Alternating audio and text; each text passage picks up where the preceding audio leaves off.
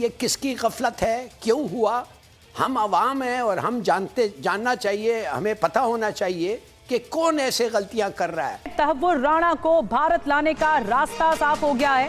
तहव्वुर राणा को भारत लाया जाएगा।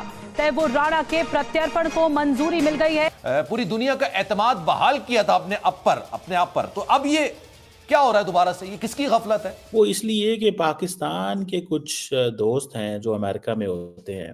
अमेरिका की सुप्रीम कोर्ट में इसे भारत की बड़ी जीत के तौर पर देखा जा रहा है। अमेरिका जाते हैं तो चोर चोर के नारे, बरतानिया जाते हैं तो इनको डाकू डाकू कहा जाता है, खुद को ये भिखारी कहते हैं, कौम को फकीर कहते हैं। अमेरिका और इंडिया जो है वो साथ खड़ा हुआ है दुनिया में जहां जहां दहशतगर्दी है, और हम एक्सट्रीमिज्म को, वायलेंट एक्सट्रीमिज्म को कंडेम करते हैं। कितने स्मगलर्स हैं, कितने टेररिस्ट हैं कराची में, खास तौर किसी को नहीं पता। हमें तो लग रहा था कि ऐसा करने से भारत का बेड़ा गर्क हो जाएगा और बहुत ही बिजनेस जो है वो खराब हो जाएगा उनका, लेकिन उन्हें तो कुछ हुआ ही कोई नहीं। तो अब हमें लगा कि उसके बजाय हम ही मुश्किल में आ गए। लेकिन सर, ये जिम्मेदारी किसकी है कि बताएं कि किसने क्या मुआहदा किया है? इसी वजह से हमें जो है वो बहुत मुश्किल देखने को मिली। तो अब हमने भारत से कहा कि चलो छोड़ो, जाने दो, मट्टी पाओ, और हम ऐसा करते हैं कि हम फिर से ट्रेड खोल देते हैं। लेकिन हुआ ये कि भारत ने कहा कि नहीं। और इसमें जारी बात है, व्हेन इट कम्स टू लश्कर तैयबा और व्हेन इट कम्स टू ये जैश ए मोहम्मद और ये सारा, तो पाकिस्तान का नाम भी आता है जी कि ये करवाने वाले थे, बनाने वाले थे। दोस्तों, मुंबई में हुए आतंकी हमले के दोषी तहव्वुर राणा को भारत लाने का रास्ता साफ हो गया है। अमेरिका के सुप्रीम कोर्ट ने राणा के प्रत्यर्पण को मंजूरी दे दी है। डोनाल्ड ट्रंप के अमेरिकी राष्ट्रपति के रूप में शपथ लेने के कुछ ही दिनों बाद सुप्रीम कोर्ट ने उसकी अपील को खारिज कर दिया। अदालत ने कहा, याचिका को खारिज किया जाता है। तहव्वुर राणा के वकील ने अमेरिकी कोर्ट से उसे भारत प्रत्यर्पण करने के निचली अदालत के फैसले की समीक्षा करने की अपील की थी। उन्होंने दोहरे खतरे के सिद्धांत का हवाला दिया, जो किसी व्यक्ति को एक ही अपराध के लिए 2 बार मुकदमा चलाने या दंडित करने से रोकता है। मगर सुप्रीम कोर्ट ने अपने फैसले में उसके तर्क को ठुकरा दिया है। तहव्वुर राणा पाकिस्तानी मूल का नागरिक है। भारत लंबे समय से उसके प्रत्यर्पण की मांग करता रहा है, क्योंकि वह मई हुए मुंबई हमले में वांटेड था। राणा इस समय लॉस एंजलिस की जेल में बंद है। उस पर मुंबई हमले की साजिश से जुड़ने का आरोप है। तो चलिए दोस्तों, आज की वीडियो की तरफ चलते हैं। अमेरिका और इंडिया जो है वो साथ खड़ा हुआ है दुनिया में जहां जहां दहशतगर्दी है, और हम एक्सट्रीमिज्म को, वायलेंट एक्सट्रीमिज्म को कंडेम करते हैं, जहां पे भी हो, किसी शक्ल में भी हो। अच्छा, अब ये भी सारी चीज़ें डिबेटेबल हैं कि वायलेंट एक्सट्रीमिज्म किसको कह रहे हैं, किस लेंस की कह रहे हैं, लेकिन ये क्या है। लेकिन जो इम्पोर्टेंट चीज़ मैं आपको बात बताऊं, ये कहा है कि दाइश, अलकायदा, लश्कर जंगवी, लश्कर तैयबा, ये सारे जो ग्रुप्स हैं जो कि ग्लोबली डेजिग्नेटेड टेररिस्ट ऑर्गेनाइजेशंस हैं, जिनको जारी बात है बैन भी होना चाहिए और इनके लोगों को सजाएं भी होनी चाहिए। लेकिन जो उससे बड़ी बात है कि ये तो ठीक है, ग्लोबली डेजिग्नेटेड है ना, लश्कर तैयबा हो या जैश ए मोहम्मद हो, हिजबुल मुजाहिदीन हो, अलकायदा हो, दाइश हो, ये इन लोगों ने बड़ा गंद किया इन लोगों ने बड़ा गंद किया और नहीं होना चाहिए था ये गंद। और इसमें जारी बात है, व्हेन इट कम्स टू लश्कर तैयबा और व्हेन इट कम्स टू ये जैश ए मोहम्मद और ये सारा, तो पाकिस्तान का नाम भी आता है जी कि ये करवाने वाले थे, बनाने वाले थे। अभी क्वेश्चन ये है, वो कह रहे हैं कि जी दोनों ममालिक कंडेम करते हैं क्रॉस बॉर्डर टेररिज्म में और यूज ऑफ प्रॉक्सीज, एंड वो कहते हैं पाकिस्तान जो है वो इसको इमीडिएटली बंद करे। ये है वो सवाल। वो कहते हैं पाकिस्तान क्रॉस बॉर्डर टेररिज्म कर रहा है। वैसे तो वज़ीर आज़म नरेंद्र मोदी दुनिया में जहाँ जाते हैं वो पाकिस्तान को कभी नहीं भूलते। ये नहीं है कि वो भूल जाते हैं, भूलते नहीं है वो, लेकिन जब टेररिज्म का लफ्ज़ आए तो वो पाकिस्तान को ऐड कर लेते हैं, अदरवाइज वो पाकिस्तान को याद नहीं करते। सो ये जो एक क्वेश्चन है, ये पाकिस्तान की लीडरशिप के लिए एक बहुत बड़ा सवालिया निशान है।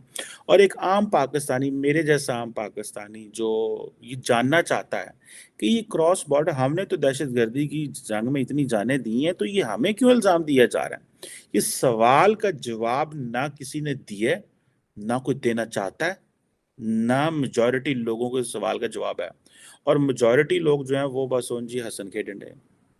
अब ये जो क्वेश्चन है कि जी क्रॉस बॉर्डर टेररिज्म, आपको इसकी सेंस का अगर पता हो, इसका मतलब ये है कि पाक, और वो नाम ले रहे हैं, सीधा सीधा पाकिस्तान का नाम ले रहे हैं। That is why we are calling it that this is Modi's moment, this is India's moment. ठीक है, हमने मान लिया, बिल्कुल ऐसा ही हुआ था इमरान खान के जमाने में। जो 370 हटाया गया था कश्मीर से, तो हमें लग रहा था ओहो हो हम तो कश्मीरियों के साथ खड़े हैं, जबकि हमने जब इधर उधर देखा तो कश्मीरी तो हमारे साथ खड़े ही कोई नहीं थे। लेकिन कोई बात नहीं, हमने क्योंकि एक भाषण दे दिया था कि हम कश्मीर के साथ खड़े हैं और 370 हटा तो हम ट्रेड बंद कर देंगे। हमें तो लग रहा था कि ऐसा करने से भारत का बेड़ा गर्क हो जाएगा और बहुत ही बिजनेस जो है वो खराब हो जाएगा उनका, लेकिन उन्हें तो कुछ हुआ ही कोई नहीं। तो अब हमें लगा कि उसके बजाय हम ही मुश्किल में आ गए, इसलिए कि जो चीज हम डायरेक्ट भारत से ले सकते थे वो पूरी दुनिया का चक्कर काट के हम तक आती है, तो वो 10 रुपए के बजाय 100 रुपए की हो जाती है। और इसी वजह से हमें जो है वो बहुत मुश्किल देखने को मिली। तो अब हमने भारत से कहा कि चलो छोड़ो, जाने दो, मट्टी पाओ, और हम ऐसा करते हैं कि हम फिर से ट्रेड खोल देते हैं। लेकिन हुआ ये कि भारत ने कहा कि नहीं, तो भारत के साथ हमें हर हाल में ट्रेड करना ही करना था, और कई चीजें जो हैं वो उनका जो इशू है वो खत्म हो जाता। लेकिन हमने ऐसा नहीं किया। हमने उन इश्यूज को जिंदा रखने के लिए, जिससे कि आप जानते ही हैं कि बहुत से लोगों का पाकिस्तान में चूल्हा जलता है, अब किन लोगों का जलता है वो आप जानते हैं। लेकिन ये जरूर हुआ कि उसके बाद हमें जो है वो लेने के देने पड़ गए। जी हाँ, वही जो बख्शी सर कहते हैं, लेने के देने पड़ गए, तो हमें लेने के देने पड़ गए। और काफी मुश्किल टाइम जो है पाकिस्तान इस वक्त भी देख रहा है, और उसकी एक मेन रीजन यही है कि हमारी ट्रेड जो है वो भारत से बंद हो चुकी है और हमें हर चीज बहुत महंगी मिल रही है। हमारे तमाम ही पड़ोसी हमसे नाराज है। और तो और अफगानिस्तान, जिसको कि हम कहते हैं कि जी तालिबान की गवर्नमेंट लाए थे, और आपने देखा ही लेफ्टिनेंट जनरल फैज हमीद साहब जी, वही पिछवाड़े वाले, बस आजकल नहीं बोलना चाहिए, ये जरा एडिट कर देना तुम लोग, इसलिए कि मैंने सुना है गवर्नमेंट कोई बिल लेकर आ रही है। जी हाँ, वो चूहे वाला बिल नहीं, वो मतलब एक बिल लेकर आ रही है, वो जो बिल होता है ना, बिल वो जो लिखने वाला बिल होता है, जी हाँ, वो लेकर आ रही है। और उसके तहत ये कहा जा रहा है कि जी सोशल मीडिया पे और ज्यादा बैन लगेगा, उसके बाद और बोलने के ऊपर पाबंदी होगी, और अगर आपने कुछ बोल दिया ना, आपने कुछ ऐसा वैसा वैसा वैसा जैसा हम बोलते हैं ना, वो बोल दिया, तो जी ना सिर्फ ये कि फाइन लगेगा, बहुत पैसों का फाइन भी लगेगा, उसके साथ साथ प्यार की हथकड़ियां, यानी कि 3 साल के लिए जेल भी हो सकती है, ये भी कहा जा रहा है। लेकिन हमारे लोग हैं कि वो कहते हैं जी हमने नहीं सुनना, हमने तो जो बोलना है वो बोलना है। इसमें जी जैसा कि आपने देखा कि कई जगह पर सोशल मीडिया का बहुत इंपॉर्टेंट रोल है। हमारे यहाँ तो जी जो हमारी हिस्ट्री की बुक्स हैं, या जो कह लीजिए कि पाकिस्तान स्टडीज की बुक, जिसको कि हमारे दोस्त जो है मेजर गौरव आर्य अक्सर कहते हैं कि ये क्या तुम लोगों की किताबें, तो जी बिल्कुल उसमें गलत सलत पढ़ाया गया है, हिस्ट्री गलत पढ़ाई गई है। पाकिस्तान स्टडीज में हमें हर चीज के बारे में गलत बताया गया, भारत से नफरत सिखाई गई और ये सब कुछ किया गया।